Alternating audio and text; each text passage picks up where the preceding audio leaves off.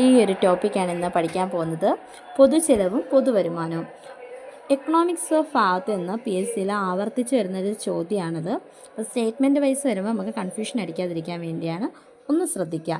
സർക്കാരിൻ്റെ ചിലവുകൾ അറിയപ്പെടുന്നതിനെയാണിത് പൊതുചെലവെന്ന് പറയുന്നത്. അപ്പോൾ സർക്കാരിൻ്റെ വരുമാനത്തിൽ നിന്നേ പൊതുവരുമാനം എന്നും അറിയപ്പെടുന്നു. സർക്കാരിൻ്റെ ചിലവുകൾ പൊതുചെലവ്, സർക്കാരിൻ്റെ വരുമാനം പൊതുവരുമാനം. പൊതുചെലവുകളെ രണ്ടായിട്ട് തരംതിരിച്ചിരിക്കുന്നു. വികസന ചിലവുകളും രണ്ടാമത്തേത് വികസനേതര ചിലവുകളും. അതായത് ഡെവലപ്മെൻറ്റൽ എക്സ്പെൻഡിച്ചറും ഉണ്ട്, നോൺ ഡെവലപ്മെൻറ്റൽ എക്സ്പെൻഡിച്ചറും ഉണ്ട്. അപ്പോൾ പൊതു ചിലവുകളെ രണ്ടായിട്ട് തരംതിരിച്ചിരിക്കുന്നു. അതുപോലെ തന്നെയാണ് പൊതുവരുമാനത്തെയും നമ്മൾ എന്ത് ചെയ്തിരിക്കുന്നു, രണ്ടായിട്ട് തരംതിരിച്ചിരിക്കുന്നു. നികുതിയിൽ നിന്നുള്ള വരുമാനം, നികുതിയേതര വരുമാനവും. അപ്പം നികുതി തുകകൾ, അതായത് ക്ഷേമ പ്രവർത്തനങ്ങൾക്ക്, വികസന പ്രവർത്തനങ്ങൾക്ക് മുതലായ പൊതു താല്പര്യത്തിന് വേണ്ടി മൊത്തം നമ്മൾ ചിലവഴിക്കുന്ന പണം എവിടെ നിന്നാണ് വരുന്നത്?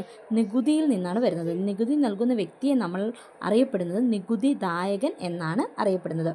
യുദ്ധം, പലിശ, പെൻഷൻ തുടങ്ങിയവയൊക്കെ വികസനേതര ചിലവുകൾക്ക് ഉദാഹരണവും.